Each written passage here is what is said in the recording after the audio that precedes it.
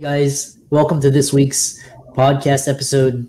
Today's conversation and topic is all about financial planning, finances, financial independence, ethical, responsible investing, as well as succession planning. I've got a fantastic guest with me today, Darryl Lyons. He's a CFP, and it's going to be a fantastic discussion. So, Darryl, welcome. Thank you for having me. I appreciate it. Yeah, you're also a podcast host called Retire in Texas. I'm also in Texas too. But tell people your story and what you do and how you came to be about.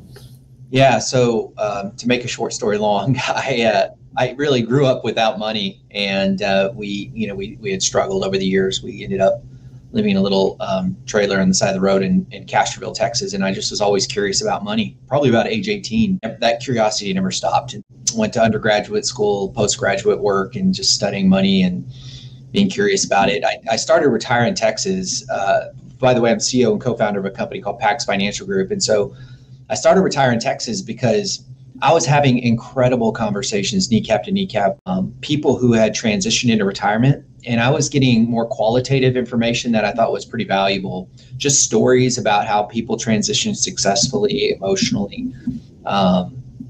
But it was hard to articulate those conversations. So I decided to do a podcast where I interviewed all of them and had a great response. So I'm interviewing, I probably interviewed 50 or 60 of people that I knew that had transitioned from working to retirement. And when I got through my I guess you would call it natural market, I didn't have any more people. I mean, I did, but it was sporadic. And then I started moving it to just individual market commentary, which has been a blast, just kind of giving people hope in the midst of the chaos that we hear in the marketplace, whether it's the debt ceiling or just political issues. I try to frame the markets in such a way that people can digest it in the context of their personal lives. So how does this affect me, whether rising interest rates or rising gas prices, how does this actually impact me? And I look at life, frankly, through a Christian worldview. I try to not to preach too much, but that's just the lens I look at things through. And so I express that in about a 15-minute conversation on Retire in Texas. Yeah, it's interesting because I have, this conversation. We're going to talk about government and how people distrust the government. And we'll talk about, new technologies, financial innovations, which a lot of bad actors have got into.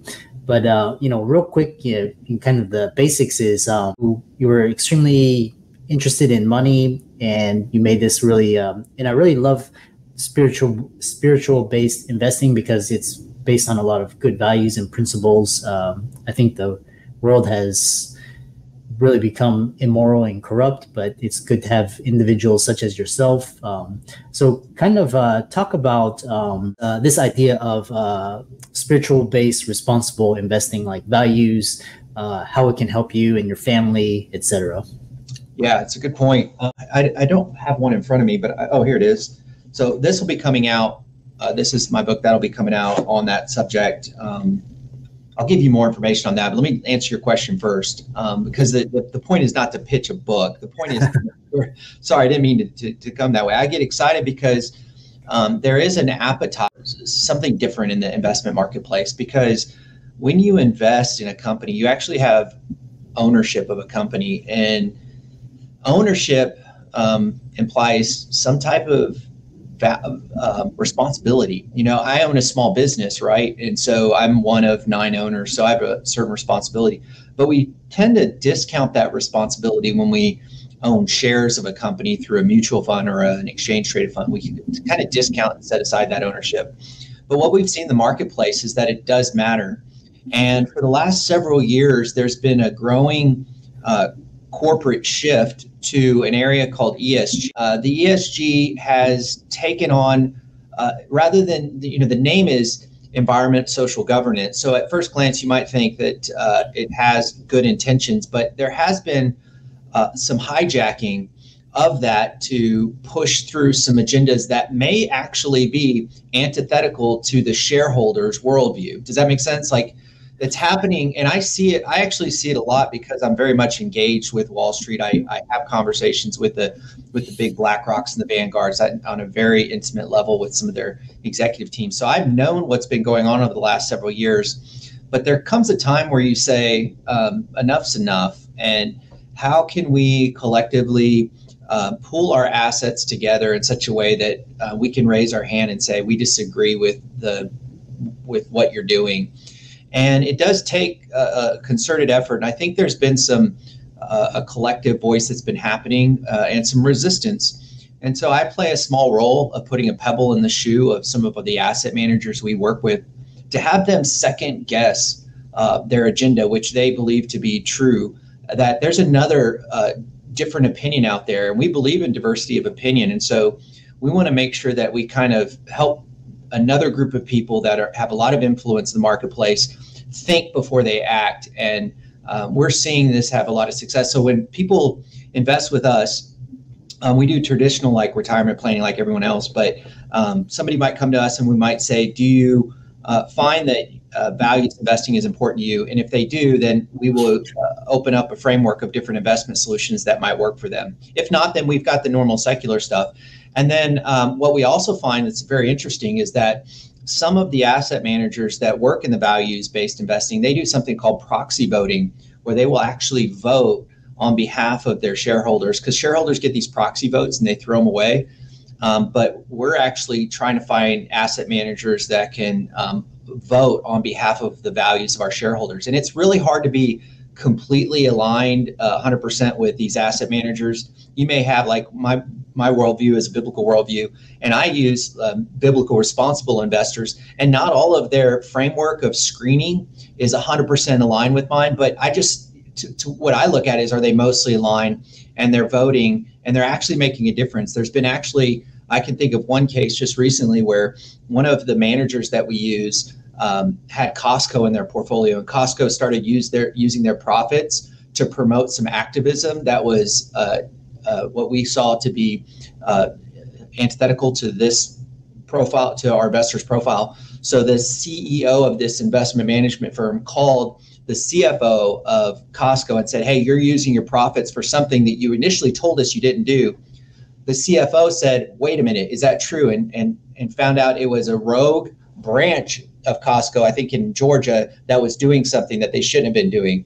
And so they stopped that.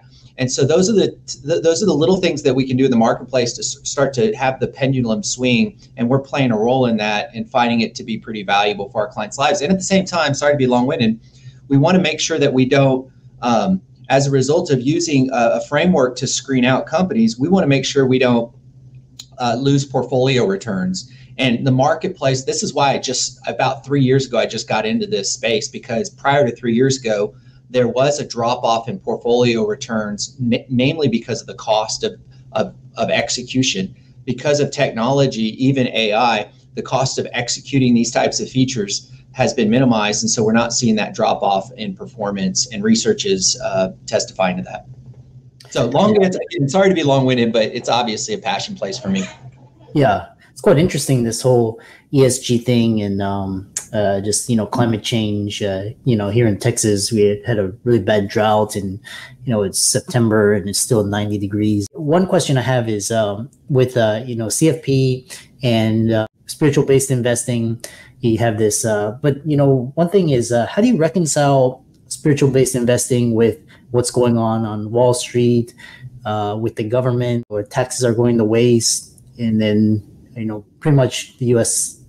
system is broke and just keeps borrowing, and there's so much greed. Is that just headlines, or is that really happening, or, what are you seeing? Well, there's no doubt, our government spending more than they're making. And I think it's incumbent upon us as Americans to take inventory of our own habits. We aren't that good at saving. We aren't that good at taking care of our health. And as a byproduct of not really, and not everyone's this way, right? But many of us are. And so as a result, the government has tried to fill that void of both healthcare and future investments and future pensions, which is Social Security. So we look at the two items on the balance sheet or the income statement of United States, and it's Social Security, Medicare. Those are the two major issues that we're dealing with. Military is maybe third, but those two, Medicare and Social Security, are the big ones. And 9 years, Social Security is done, it's toast. And so unfortunately, we've got to just do a better job of saving, and Americans need to save 15% of our gross income. I mean, we just can't. We have to stop depending on the government for that. And I know that's not everyone's in a situation to do that. Look, I've been poor and I've been rich, and I know it's a challenge. Even frankly, both of those situations, probably more when it's poor and you don't have 15%. But we've got to start saving 15% of our gross income. And then secondly, in regards to our health care, we have to consider our health care and taking care of our future selves. And the traditional health insurance marketplace has options. And again, being in the kind of, what we consider ourselves as fiduciaries who honor Judeo-Christian values. And we do look at alternatives, traditional healthcare. For example, there's a couple different alternatives out there called MediShare and Samaritan Ministries that have been around for over 20 years that are, I think, very viable solutions for people to get some type of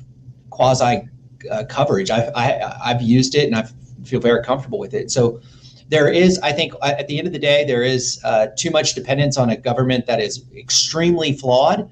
And the only thing that we can do is control what we control. And I think it's incumbent upon us to think of our future selves a little differently. Yeah.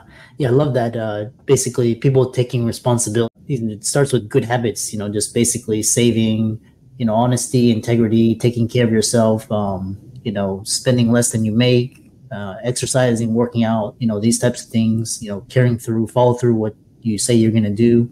I think we steered far away from just, basic. This question is, one thing is talking about is, what is pivot retirement planning and why is it different?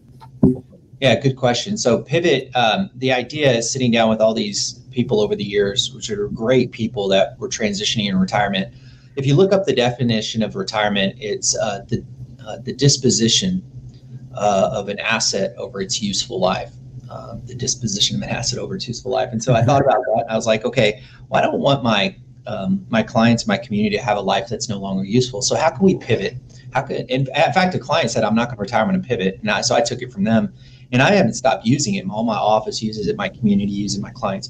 And pivoting means we're pivoting into a chapter that's just different. When you retire, if you think about somebody who retires, there's like a 40%, I think Harvard did this study, you can double check me on this, 40% probability that you'll have a heart attack, increase in probability you'll have a heart attack 1 year after you retire. And so how do you transition, how do you pivot in such a way?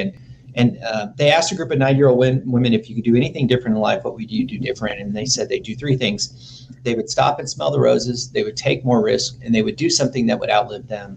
And so rather than having a life of maybe Fox News and flower beds that you just kind of sit around, what can you do that has a material impact? You've got wisdom, you've got time, and maybe you've got a little money. And so I think it's incumbent upon us to start pivoting rather than retiring. And I think we'll all have a better life accordingly. And a lot of people, there's a whole generation of people that didn't receive the mentoring and the fathering that they needed. And then there's an aging population, a silver tsunami of people that have the resources, the time and energy. And if they could just find a way to reach down and help those people, I think our country will be in a much better place. But it doesn't happen if we retire. It only happens if we pivot.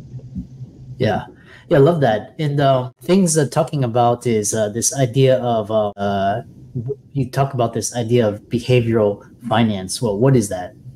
Yeah, behavioral finance is kind of the foundational piece of how we operate at our organization. So it's a collision of neuroscience, psychology, and traditional finance, which it sounds like a lot, but when it comes down to it, it's for us, it's making sure that we have some type of framework and system when we're sitting down with the client kneecap to kneecap, that we understand their priorities, their goals and values, not only the what we would say the money nerd in the family, but also what we might also say the non-CFO spouse, the one that doesn't like to talk about money. We want to grab from them the very heart of what it means to be thinking about money. For example, I've sat down with somebody and said, what's most important to you? And it's actually a very structured, organized way to ask questions, but what's most important to you? And I remember a spouse saying, well, I want to leave a legacy to my family because we didn't have anything when my parents died, and I was without.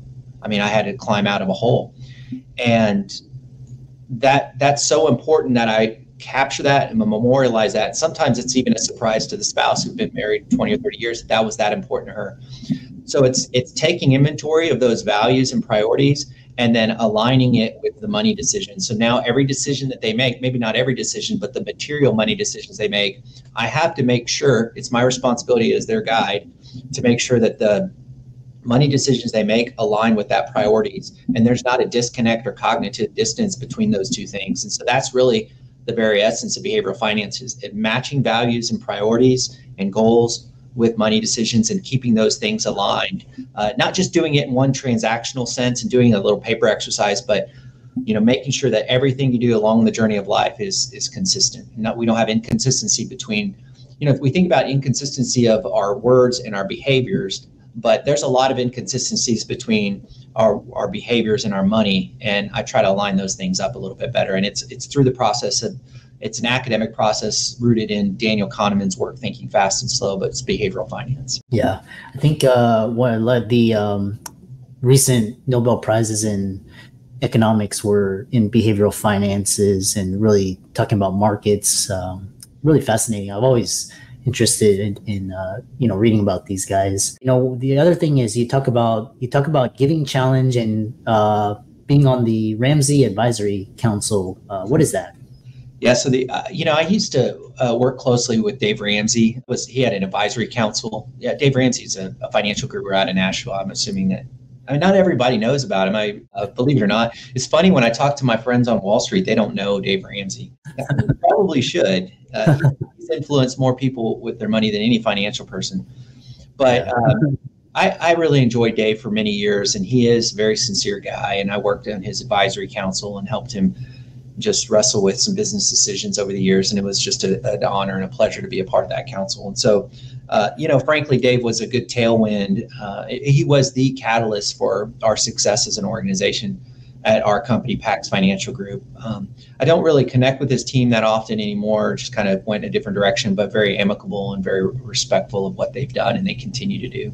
So that's the Ramsey. What was the other one that you asked about? The other thing that we were talking about was this idea is Giving Challenge, and you also started a ministry in Moldova. Talk about that. Oh, goodness, gosh. Yeah, so the Giving Challenge is every year we take inventory of our so I'll mention this in the Giving Challenge real quick. Every year we take inventory of our business, and if we have something that we have a methodology that we do this. But we basically say, hey, did we have more profit than we thought? And if so, then we give a portion of those profits to nonprofits in our community, and we have our team select those nonprofits. And it's a fun way. We actually do a production of it. They're on YouTube. You can check them out, the Giving Challenge. But a couple things that happened on the Giving Challenge, we videotaped two of them. And I say videotape, YouTube, whatever you call it now, but we've produced two videos, and those are online. You can check those out, and there's a lot of fun. And then the ministry in Moldova. So there's this guy who played for the San Antonio Spurs. He's a Hall of Famer. His name's David Robinson, and him and I connected with a guy in Moldova, which is Eastern Europe and Ukraine. They have ministries in Ukraine and Moldova.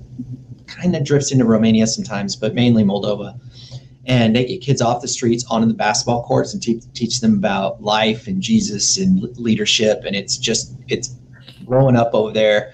And so what we had to do when we connected with them overseas, because there was a real need and starvation and a hole of hope over there because it's former communist culture and concrete buildings and not a lot of hope. So when we were able to just invest a little time and resources and money over there, it's blossomed and it's become competitive basketball, and it's creating some incredible leaders. And it's actually giving a lot of hope. In fact, I was talking to a guy this morning that's running part of the ministry in Ukraine. He's got 5 kids. He's a coach in Ukraine, a former professional basketball player, and he refuses to leave Ukraine.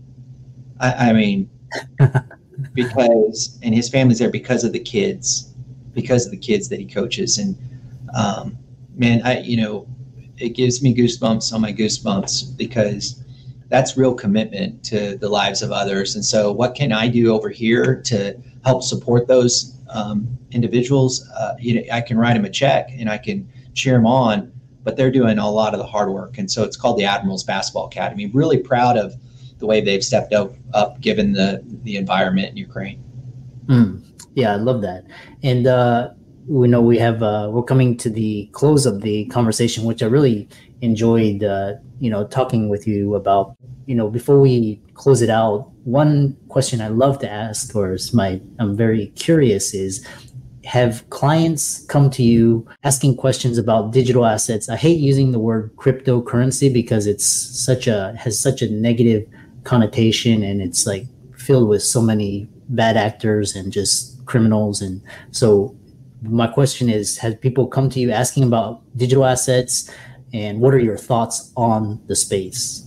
Yeah, and we're one of the few RIAs in the country that actually have a methodology to have our clients own digital assets. We're comfortable with it, namely Bitcoin and Ethereum. We can do some peripheral stuff. Gemini's the custodian there, for lack of a better word, and so we're comfortable with it. But obviously the risk, the amount of exposure you have relative to your entire portfolio it's got to be less than 5% at this point. And we're still trying to figure out the behavior. I mean, in the investment world, we have what we call, correlation is an important terminology, is to understand the correlation between that as an asset class relative to other types of investments. And so, you can get exposure to the NASDAQ, which is a composite generally of technology companies, and you can see there's still a high correlation of these alternative assets and NASDAQ. Now, sometimes those correlations break, but I still don't have a good risk profile of it to put a meaningful bet or investment. So, when you have less than 5%, it can behave however it wants, and it's not going to ruin your future. And so we're not terribly opposed to, a hard storage type of environment, those types of either Ethereum or Bitcoin, but we don't actually go out and promote it. It's mainly because a client says, I want it, and then we have a method to adopt it. Basically, what you're describing is basically a very nascent industry, hasn't quite matured yet. Still has to go through, regulatory approval, and it's just still early beginnings. Yeah, but it's good to have exposure, in case the price, suddenly spikes and you have exposure to that, or as long as, you're talking about affording the downside risk, 5% or less, that's not going to kill you if it goes to zero, which is interesting. But again, what's interesting is always, it's like technology was like the internet boom, just very early days, the gold rush, which is really interesting. Yeah, and I love this idea where you're talking about you still don't have a handle on it just because it's so early.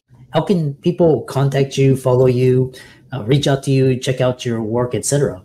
Yeah, first of all these questions, every single one of them, I want to talk for like 30 minutes because it's so enjoyable. Like even crypto, and it's a fascinating topic. I mean, everything you covered so much in a so short amount of time, and I do have a passion for what I do, and so people can connect with me so many different ways. I mean, LinkedIn's good because it's a good professional way to connect with me, and then of course PAX Financial Group, PAX Financial Group, is a good way. I will have that book I mentioned. I'll have that available for pre-sale soon, and then there's some gifts that you get when you do the pre-sale, but it hasn't launched yet, so it'll officially launch probably January. My publisher, I think, has a January 30th launch date. I have several other books out there, but that's the one I've been out there promoting, kind of.